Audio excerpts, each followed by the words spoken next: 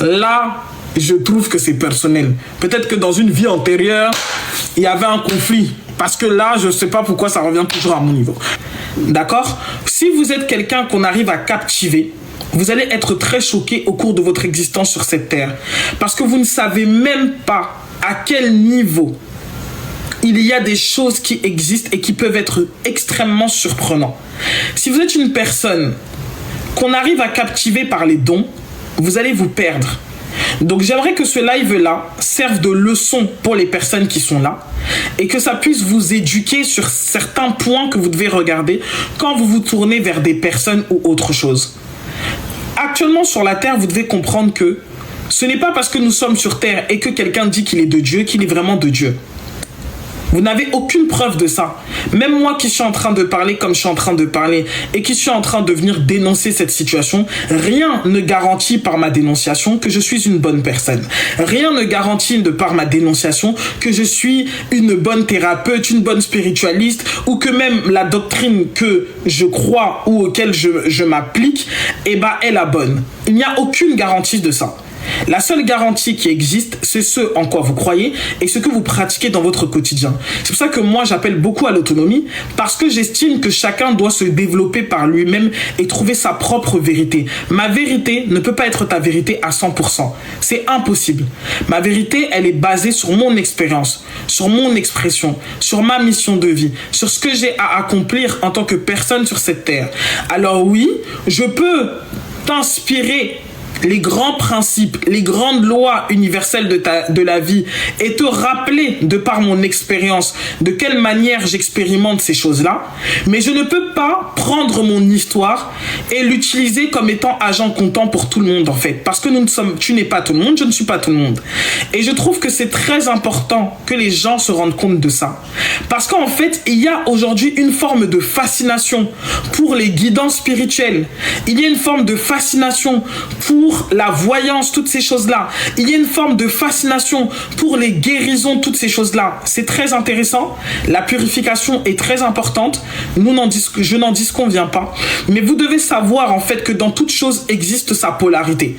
Donc si on peut vous proposer des bains de purification, nanani, nanana, vous devez comprendre aussi qu'il y a des personnes qui peuvent capturer vos énergies en vous proposant justement ces bains. Ce n'est pas les plantes de tout le monde qu'on prend. Ce n'est pas dans les bassines de tout le monde qu'on s'en va se laver. Ce n'est pas avec tout le monde qu'on rentre en communication avec des esprits. Ce n'est pas à tout le monde qu'on envoie son argent pour recevoir des messages ou des transmissions. Ce n'est pas à tout le monde qu'on se connecte tout simplement. Et encore une fois, ce n'est pas justement parce que aujourd'hui je sonne la trompette que ça fait de moi quelqu'un de bien. Je tiens à vous le dire. D'accord? Ça veut dire que vous devez apprendre ce qu'on appelle le discernement. Et le discernement est une des premières choses que vous devez apprendre dans votre vie, de manière générale. Le discernement envers quiconque se présente devant vous. Parce qu'il y a des personnes qui viennent comme ça à vous, elles sont tellement désespérées et que vous pouvez utiliser l'autorité que vous avez, le charisme là qu'on dit que vous avez, tu peux l'utiliser et commencer à détourner des personnes parce qu'il y a des gens qui sont faibles émotionnellement et qui ont besoin d'un support émotionnel, qui ont besoin en fait de remettre leur vie, de remettre leur autorité entre les mains d'une tierce personne parce que à ce moment-là, ils ont été fragilisés par la vie, ils se sont rendus compte qu'ils n'avaient pas... ils n'avaient plus de pouvoir personnel. Ils se sont rendus compte en fait qu'ils étaient affaiblis par des situations de la vie. Et donc, ils commencent à se dire qu'ils n'ont plus de valeur à leurs propres yeux. Vous voyez? Et quand quelqu'un commence à perdre sa valeur, perdre sa dignité, qu'il ne se sent plus légitime de quoi que ce soit, il aura tendance à remettre son autorité personnelle entre les mains d'une tierce personne et justement à chercher quelqu'un qui va le diriger. Parce que quand vous regardez ces gourous-là, ils ne sont jamais sains et ils ne sont jamais bons. Et ils ont une volonté qui n'est jamais cachée de dominer. Ils ont dans leur mécanisme, dans leur comportement, un besoin de vous dominer. Et quelque part, il y a cette chose en vous qui est liée à la honte, qui est liée à une forme de comment on appelle ça, de culpabilité pour les choix et les erreurs que vous avez certainement fait dans votre vie, qui vous pousse en fait à vous dire que je n'ai pas été assez juste dans ma vie, je n'ai pas été assez bonne, alors je prends mon autorité et je la remets entre les mains du pasteur. Je prends mon autorité, je la remets entre les mains de la bonne sœur. Je prends mon autorité, je la remets entre les mains du prêtre. Je prends mon autorité, je la remets entre les mains d'une guide spirituelle, d'une prêtresse ou autre chose, parce que, encore une fois, j'estime que au cours de mon existence, je n'ai pas fait les bons choix pour ma vie et je suis finalement la mauvaise personne qui a entraîné ma vie dans ce chaos.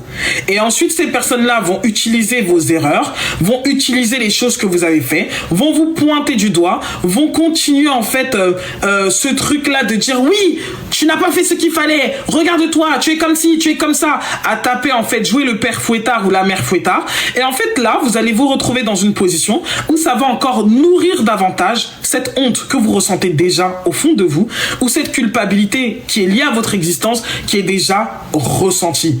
Donc, il est très important de pouvoir mettre une image sur l'état des personnes qui arrivent en fait, sur l'état des personnes à ce moment-là.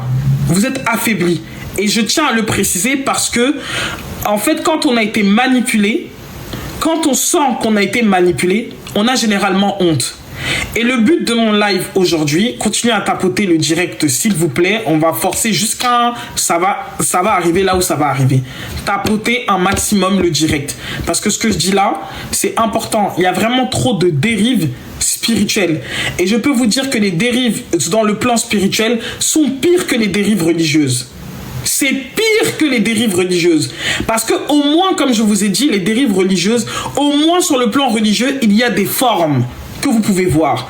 Sur le plan spirituel, vous savez pas à qui vous avez affaire. Il y a des gens qui sont là, qui marchent leurs âmes. C'est-à-dire qu'ils ont été, comment on appelle ça? Ils ont été fascinés. Et le fait qu'ils ont été fascinés, en fait, ils ont pas leur énergie là, comme ils sont là. Ils marchent, ils sont vides.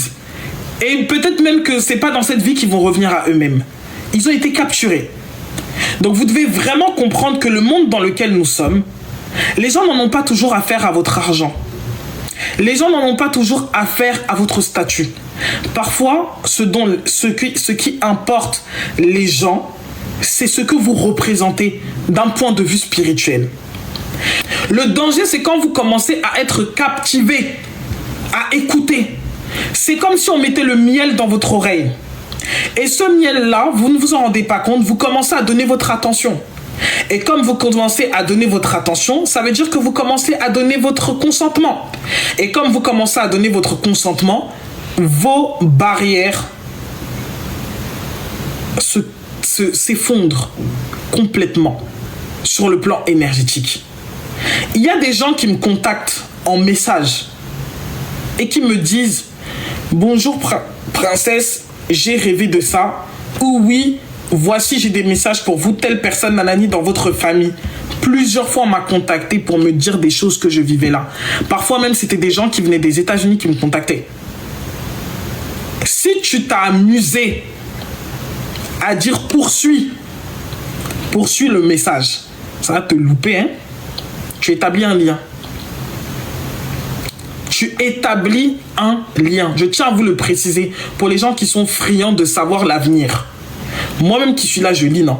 On peut pas lire comme on veut. Si c'est pas toi qui viens chercher, je ne peux pas venir te voir et te dire regarde ceci, regarde cela. À part si je viens et je te dis j'ai reçu un message. Si tu me donnes l'autorisation, je te le donne. Mais je ne peux pas venir et je t'impose comme ça, j'ouvre ta vie, je commence à rentrer dans des détails de ta vie. Si ce n'est pas pour captiver ton esprit, dans quel but? Dans quel but? Si ce n'est autre que pour t'impressionner et pour captiver ton attention. Quand vous voyez ça, ne cherchez même pas à interroger. Parce que je peux vous assurer que ce truc-là de curiosité peut vous emmener très loin au fin fond de votre enfer personnel. Parce que vous êtes là, vous essayez de comprendre quelque chose que votre esprit n'arrive pas à comprendre. Sauf que vous ne vous rendez pas compte que vous mettez de l'attention dessus. Et c'est votre attention qui dirige votre énergie. Vous savez qu'il y a des gens, ils s'en foutent de ce qui se passe sur Terre. Être riche, tout ça, c'est pas intéressant. Eux, c'est la puissance qu'ils ont dans l'autre monde qui leur intéresse. C'est comment ils peuvent manipuler les énergies qui les intéressent. Nous autres, là, on cherche l'argent. Eux autres, là, ils cherchent à être dominants et à prendre le dessus sur tous les plans de la vie d'une personne ou autre chose. Parce que même la délivrance, là, je n'allais jamais aller, en fait. J'allais faire quoi à la montagne? C'est pas possible. Et je pleure quand il fait froid. Je vais partir à la montagne. Par rapport à quoi? Qu'est-ce qui s'était passé? Donc, à la suite de ça, je suis rentré, j'ai décidé que j'avais affaire à des personnes qui tentaient de m'exploiter. Et moi, comment je me suis basé pour comprendre ça? Je me suis dit, il y a un truc, il y a anguille sous roche. Il y a anguille sous roche. Ok? Donc, j'ai contacté un grand frère qui s'appelle Kafui. Vous pouvez le trouver sur TikTok, vous pouvez le trouver sur Facebook. Il fait partie pour moi des seules personnes que, quand on dit Kémite là, c'est le seul Kémite que moi je peux écouter. Parce que lui, c'est quelqu'un qui a l'amour de l'Afrique, qui a l'amour de l'homme noir. Il a écrit des livres. Les gens, c'était sur Facebook, il a commencé il y a des années. Je connais ce monsieur depuis que j'ai 2014 ou 2015. Et donc, j'allais lui envoyer des messages de temps à autre pour dire qu'est-ce que la tradition dit sur ça? Qu'est-ce que la tradition dit sur ça? Et il a toujours répondu sans tenter de m'emmener dans une forme de religiosité ou autre chose. Il m'a toujours rappelé de revenir à moi-même et de méditer. Il me parlait de l'importance d'être à l'écoute de moi-même, toutes ces choses-là. C'est un anglophone? Non. Mais il parle fond, je sais plus si c'est un Togolais ou autre chose, et il explique, il est super intelligent, c'est un avocat, c'est un docteur en droit ou quelque chose comme ça, et il a écrit beaucoup de livres pour parler, il a même fait un livre sur le Fa, pour enseigner le Fa, toutes ces choses-là. Et donc du coup, il s'appelle Kafui, K-A-F-U-I. Donc du coup, moi, je ressentais le... Fond, c'est béninois, ok. Donc du coup, je ressentais le besoin de le contacter pour lui expliquer l'expérience que j'ai vécue. Donc je lui envoie un message le soir de ça et je lui dis oui, bonsoir, j'espère que vous allez bien. Je l'appelais le grand frère. J'ai dit j'aimerais savoir. J'ai été au contact d'une personne qui a tenté en fait de me dire que je n'avais pas d'âme, toutes ces choses-là. Non, j'ai commencé par lui demander c'est quoi le vaudou. J'ai commencé par lui demander c'est quoi le vaudou. Parce que j'ai rencontré quelqu'un qui m'a parlé du vaudou. Et il m'a dit qu'à l'origine, du coup il m'a parlé de l'origine du vaudou. Il m'a dit que à l'origine, le vaudou, c'est l'art de vivre en corrélation avec la nature. C'est l'équilibre des 4 éléments qui forment le 5e élément en l'homme, toutes ces choses-là. Et j'ai dit ok. Après il a dit, 1 heure après, il revient m'écrire un message et il me dit cependant, j'aimerais que tu prennes garde parce que le vaudou tel qu'il a été initié par nos ancêtres n'est plus celui que nous trouvons aujourd'hui. De plus en plus de personnes, mais c'était un truc de malade. Il a écrit noir sur blanc, de plus en plus de personnes aujourd'hui se servent du terme vaudou pour pratiquer une spiritualité de basse fréquence dans le but justement d'extorquer des fonds et en dehors de ça, de pousser des personnes à s'associer avec des entités qui peuvent être très dangereuses pour elles. Et ils utilisent la peur comme moyen de pression. Et quand il a écrit ça, je lui ai dit, justement, c'est la raison pour laquelle je t'ai écrit. Je suis tombé, je lui ai fait, en ce moment-là, il n'y avait pas encore les vocales. Je crois qu'il n'y avait pas encore les vocales, non, je sais plus s'il y avait les vocales. En tout cas, je lui ai écrit un message.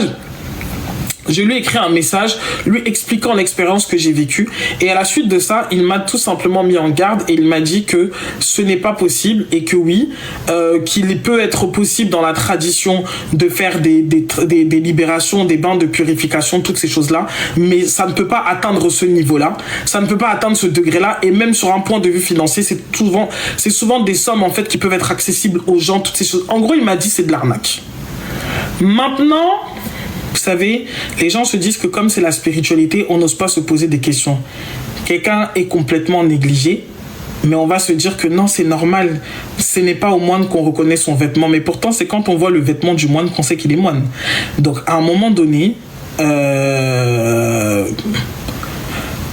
oui, parle-nous des plantes, parle-nous de comment nettoyer notre ventre, si tu veux. T'as vu, parle-nous de comment faire des voyages astrales, mais tu peux pas parler d'énergie féminine, ma chérie. Tu comprends? Et ça, c'est un truc aussi que les femmes, excusez-moi, mais c'est important que je vous le dise. Tu peux pas avoir des meufs qui sont complètement déglinguées sur les réseaux sociaux. Tu sens en fait qu'il y a personne qui les ken. Et en fait, c'est elles qui vont venir vous parler d'énergie sexuelle. À un moment donné, il faut arrêter. Il faut arrêter de tout mélanger. Parce que à un moment donné, ça se voit. Vous voyez, il y a des trucs qui se voient et que nos yeux voient. Et puis on décide que non, on ne veut pas. On veut pas critiquer. Qui sommes-nous pour juger? Je juge. Parce que mes yeux sont là pour ça. Et c'est ce que nous ne nous autorisons pas qui fait justement en fait qu'il y a des trucs qui nous échappent et qu'on veut tout mettre sur le plan de la spiritualité. Non, même le corps nous montre beaucoup de choses. Même le corps nous montre beaucoup de choses. Tu es en surpoids. Je suis en surpoids actuellement. Et vous allez me prendre moi, quelqu'un qui est en surpoids pour être votre coach fitness. MDR, c'est une blague ou quoi en fait? Je ressemble à quelqu'un qui peut donner cours de coaching fitness à quelqu'un. Quand tu regardes mes joues qui sont joufflues là, je ressemble à quelqu'un qui peut venir expliquer quelqu'un comment bien manger du 1er au 31. Non, hein, je peux vous expliquer les plantes, mais en tout ce qui concerne l'alimentation, on essaye de se gérer. Donc à un moment donné, il faut être réaliste. D'accord? Ça veut dire que quelqu'un qui est obèse n'a rien à vous dire sur comment manger. D'accord? Quelqu'un qui est sans énergie sexuelle n'a rien à vous dire sur l'énergie sexuelle. Quelqu'un qui est voilà, et ben ne peut pas vous expliquer comment devenir waouh, ok? Donc regardez aussi avec vos yeux s'il vous plaît. Regardez avec vos yeux, parce que souvent vos yeux voient et vous ne voulez pas écouter les yeux, parce que vous dites non, je suis personne pour juger. Bah si en fait. Tu peux pas venir dans ma maison elle est sale, et puis je vais venir te donner des conseils sur l'hygiène. Ça n'a pas de sens. Je ne peux pas sentir de la cocotte. Vous voyez là, il n'y a jamais un ex qui est venu sur internet pour dire que je puais de la fouf. Excusez-moi du terme. Mais ça serait quand même étonnant que la personne qui vend des produits pour la gynécologie naturelle se retrouve elle-même avec une zone ténébreuse qui perturbe l'odorat de ses prétendants. À un moment donné, il faut qu'on soit conscient que tu ne peux pas donner ce que tu n'as pas. Et à un moment donné, c'est quelque chose, ça, je vous dis, je sais que ça vous fait rire, mais je vous assure que ce que je dis, c'est vraiment pertinent. Donc, s'il vous plaît, tenez vraiment compte de ce que je dis. Ça paraît très con, mais je vous assure que c'est pertinent. Parce que, en fait, tu ne peux pas donner ce que tu n'as pas. Ce n'est pas possible. Donc, ça, c'est un point qui est important. Il faut que je fasse vite, parce que là, j'ai beaucoup raconté ma vie, mais il fallait que je remette le contexte pour ce qu'il était. Donc, aujourd'hui... Et ça, c'est depuis, dimanche, j'ai ressenti le besoin de parler des dérives spirituelles et de commencer à mettre en avant l'importance de connaître les lois et les principes spirituels. Parce qu'il y a des grandes lois, des grands principes. Et si chacun maîtrise ces principes-là, vous n'allez plus vous laisser avoir. Ah oui, c'est ton père qui est au village qui a fait ça, c'est ta mère qui ceci, c'est ton père qui est cela. Vous allez comprendre les lois et vous allez reprendre votre autonomie et votre autorité sur votre propre vie. Donc c'est par rapport à certaines choses que j'ai observées autour de moi, notamment une personne de ma famille qui a cette habitude de vouloir toujours consulter les gangams pour tout. Je lui ai dit, mais en fait, on ne peut pas passer son temps à essayer de prendre le dessus sur la vie. Tu comprends? Il y a des choses qu'on peut essayer de voir, de comprendre, mais il y a des choses qui appartiennent au mystère de la vie. Et quand tu comprends ça, tu laisses la vie suivre son cours. Ce n'est pas tout que nous pouvons savoir. Il faut qu'on soit honnête. Même la personne qui fait de la lecture vibratoire, la personne qui fait de la vision, la personne qui est clairvoyante, elle ne va vous donner que les éléments qui sont pertinents et qui peuvent vous permettre d'évoluer dans votre vie. Nous ne sommes pas censés tout savoir. Et tu peux venir vers moi, je vais voir 10%. Tu peux aller chez Clarisse va voir 80%. Tu peux aller chez l'autre va voir 20%. Parce qu'en fonction de ce que nous avons aussi comme énergie, oui, Enessi, c'est elle. Donc en fonction de l'énergie que nous avons, tu apportes aussi à la personne qui vient vers toi ce que tu as naturellement. C'est comme je parlais avec une cliente à moi aujourd'hui et une personne qui est une personne que j'apprécie énormément, et je lui ai dit, tu as une fréquence, tu vibres dans la fréquence de la mère. Et dans le moment où j'avais besoin de connecter avec ma maternité, tu avais besoin de connecter avec ta souveraineté, tu t'en rends compte que c'est moi, tu étais en séance avec moi, mais quelque part, tu as permis, de par ta seule présence, de me reconnecter à une part de moi. Donc tu comprends que ta seule et unique présence apporte quelque chose dans la vie des personnes. Et vous devez savoir ce que votre fréquence apporte. Et je lui disais que le fait que tu sois tellement ancré dans ta maternité, ça m'a permis en fait, cette énergie que tu dégages m'a aidé à connecter avec moi-même cette part de moi qui était endormie. Et de l'autre côté, là où tu manquais de pouvoir qui était dans la dimension de ta souveraineté, étant donné que moi, mon archétype le plus puissant, c'est l'archétype de la reine souveraine, c'est vraiment mon archétype dominant, et ensuite vient l'archétype de la petite PPF. Tu vois ou pas? L'archétype de la PPF, ça vient en deuxième. C'est pas le premier. Quand on me voit, on voit une femme de puissance et on voit une femme d'autorité. Mais on sait pas que je suis un petit chat qui miaule. Ok? Donc du coup, le petit chat qui miaule, c'est en secondo. Mais chacun d'entre nous, nous avons un archétype qui est dominant. Que quand on nous voit comme ça, on voit cet archétype-là en premier. Et je lui disais que tu vois, ton archétype à toi, c'est l'archétype de la mère. Et ça m'a aidé en fait à reconnecter avec cet archétype qui était en état de faille chez moi. Et tu dois comprendre que ta seule présence dans la vie d'une personne lui autorise à se reconnecter à cette part d'elle. C'est la puissance que nous avons en tant qu'être humain sur cette terre. Nous n'avons pas besoin d'être dans le faire. Notre propre être suffit. Donc aujourd'hui, à ma grande surprise, je me connecte sur Internet. Après que j'ai commencé à rédiger le fait que je voulais justement parler des 7 lois hermétiques et les enseigner de manière approfondie pour que les gens, quand j'ai demandé le pourquoi, je me suis demandé à moi-même pourquoi je fais ça. Est-ce que c'est mon ego ou c'est mon âme qui m'indique de faire ça? J'ai compris que c'était mon âme parce que je ressentais vraiment l'envie de pousser les gens à comprendre l'importance de connaître ces lois-là pour ne pas tomber dans les dérives. Et vous, les noirs, là, portez plainte. Vous avez compris? Portez plainte. Il m'a valu un dépôt de plainte pour dire aux gens de porter plainte. Donc en fait, vous devez comprendre que les gens en fait qui en ont envers et contre vous, ils ne s'empêchent pas de commettre des atrocités. Ils ne se répandent pas. Et comme vous ne voulez pas pratiquer la violence, et je ne vous encourage pas à le faire, vous devez utiliser les droits qui sont à votre disposition. Oui, il y a une justice divine. Mais parfois, il faut donner un espace sur la terre pour que cette justice puisse aussi se matérialiser dans les choses que vous faites. Les Noirs, je dis bien les Noirs, la plupart des gens qui agissent partent déjà du principe que vous n'en ferez rien. La plupart des gens qui commettent des atrocités partent déjà du principe que vous n'allez jamais vous rebeller. Et vous devez vous libérer de ça. C'est une question de dignité.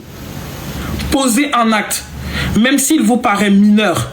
Le fait de poser un acte, vous êtes en train de dire à l'univers, je me défends.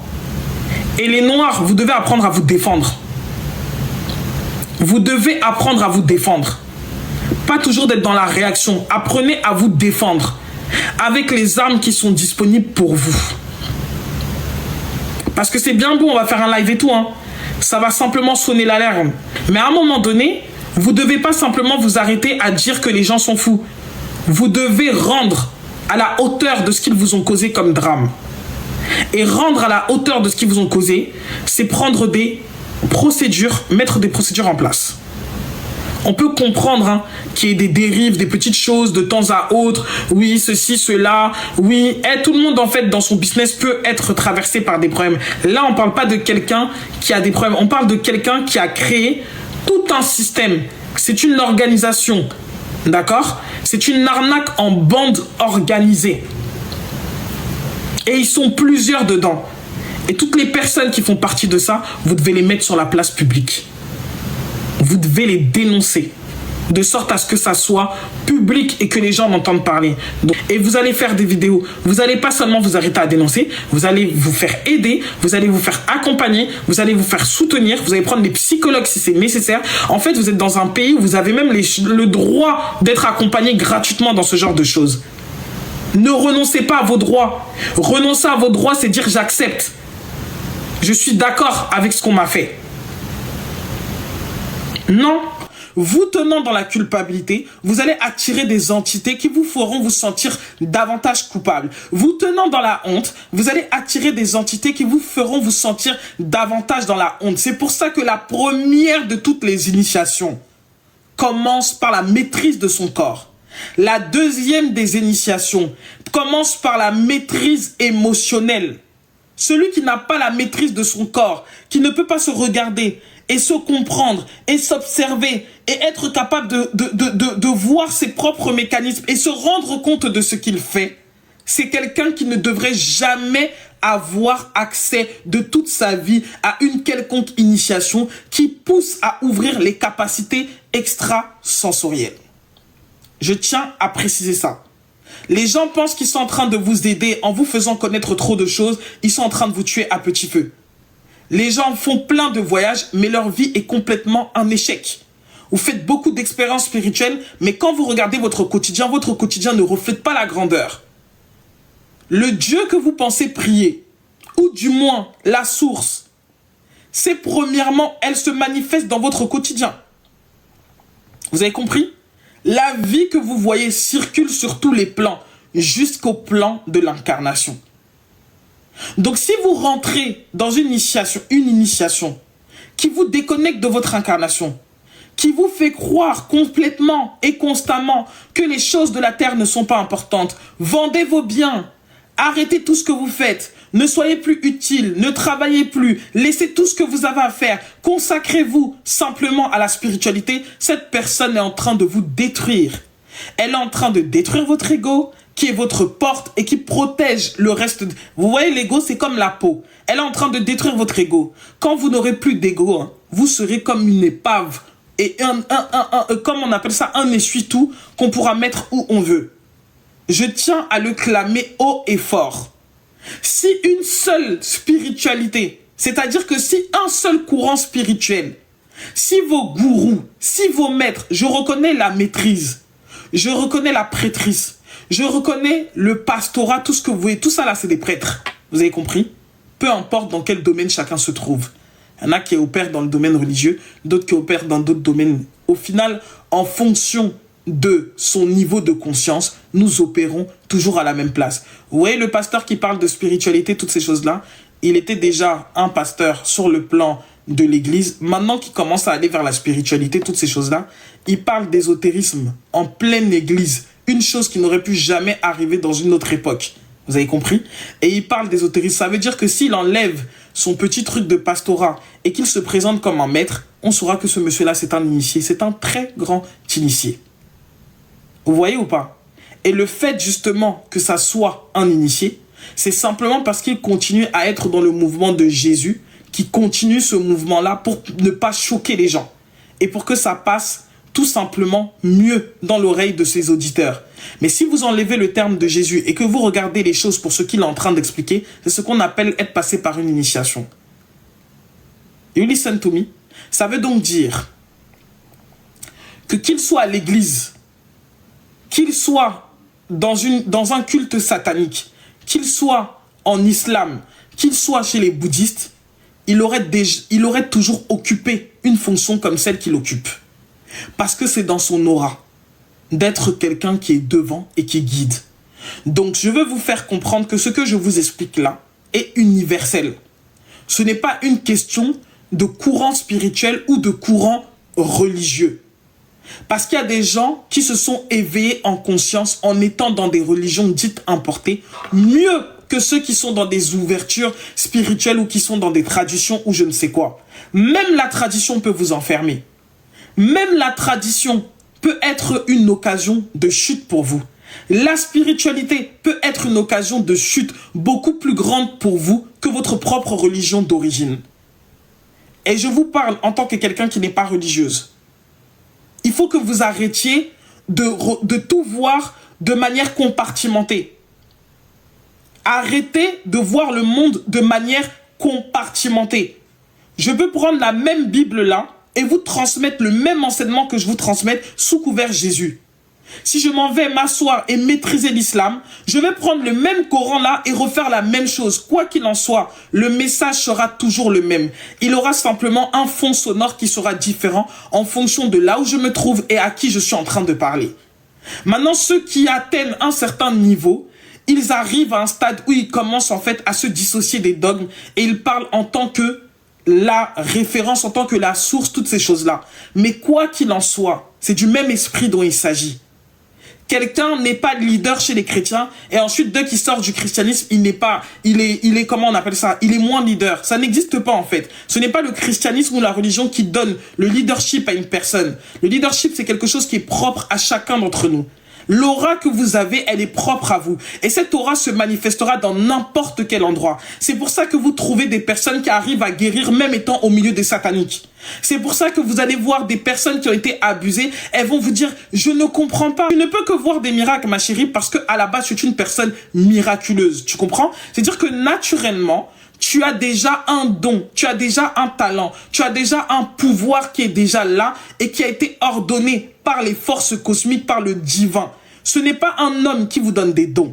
Ce n'est pas le diable ou des démons qui vous donnent des dons. Cependant, je dis bien cependant, ce que vous avez peut être mal polarisé. Et une mauvaise initiation a pour but justement de polariser ce que vous avez et de le ramener en fait à se mettre quelque part, c'est-à-dire que au lieu d'être quelque part dans une utilisation utile de ce que vous avez, vous êtes dans une utilisation destructrice et dégénérante. Ce que les gens vont appeler communément être habité par le diable ou autre chose. Si on veut s'en tenir à des propos, si on veut s'en tenir à la métaphysique où on ne tient pas compte de l'existence d'un dieu ou d'un diable, on parlera de polarité et on parlera tout simplement d'usage tout simplement de ses capacités à des fins utiles ou non utiles. Tout ce qui n'est pas utile est forcément dégradant. L'inutilité est justement le fait que l'utilité n'est pas utilisée. Vous voyez ou pas? C'est-à-dire que c'est comme on dit, oui, le froid n'existe pas, c'est l'absence de la chaleur. Et bien l'inutilité, c'est la même chose. Ça veut dire que aujourd'hui, si on enlève le paradis, l'enfer, on enlève le diable et Dieu, vous comprendrez, à partir de termes très simples, qu'il s'agit de polarisation. Et tel que son cœur est noir cramoisi, tel que ses dons sont orientés vers la noirceur sur la terre. Autrement dit, le chaos. Donc ce n'est pas une absence de dons, c'est une mauvaise utilisation des dons qui sont déjà là. Parce que faire décaisser autant d'argent à une personne en lui disant que tu vas aller chercher son âme, il faut vraiment être un bluffeur existentiel. Vous voyez? Sauf que vous devez comprendre quelque chose. Où est l'art oratoire? C'est un don. Et il y a des gens qui se disent, mais comment quelqu'un se lève, il prend tout ce qu'il a, il donne à quelqu'un? Mon cher, est-ce que vous savez, quand on dit l'art oratoire, c'est un don au même titre que quelqu'un qui a la clairvoyance. Je pense que vous ne vous rendez pas compte de ça. La personne qui est garante de la parole a le pouvoir de vie et le pouvoir de mort. Ça veut dire que cette personne a un charisme en fait dans son comment on appelle ça, dans sa voix. Et à partir du charisme dans sa voix, nous en sommes tous conscients. Il ne faut pas qu'on vous mente. Nous en sommes tous conscients. Ça veut dire que moi, par exemple, qui suis là, qui ai des clientes ou autre chose, je peux voir que cette cliente-là, elle est fanatique de moi. Et c'est pour ça que j'évite ces gens. Parce que je ne veux jamais me retrouver dans la mauvaise place. Mais tu le vois en fait. Tu le sens. Tu sais que elle, tu peux lui dire ça, tout ce que tu vas lui dire, elle va faire. Donc, les gens qui se placent comme étant des guides ont une responsabilité beaucoup plus grande que ceux qui les écoutent. Même si ceux qui écoutent ont une responsabilité, vous devez savoir que la personne qui enseigne a une plus grande responsabilité de par le fait qu'elle se doit de s'observer 2 fois plus. de se regarder davantage. Il y a des dérives sectaires, il y a des dérives spirituelles. Vous avez compris? Ça existe. En tant qu'une personne spirituelle, je ne suis pas religieuse, il y a autant de dérives, et il y a même peut-être plus de dérives spirituelles qu'il n'y a de dérives religieuses. Vous avez compris? Donc, arrêtez de vous laisser avoir par le fait que vous êtes tellement en colère contre vos pasteurs que vous vous oubliez en vous disant que non, mais les pasteurs, c'est les pires. Non, même chez les kémites, là, ils sont en train de se porter plainte du 1er jusqu'au 31 depuis 2 mois, là. Vous avez compris? Les dérives sont partout. Donc, faites-vous confiance et arrêtez, en fait, de vouloir voir les gens comme étant supérieurs à vous.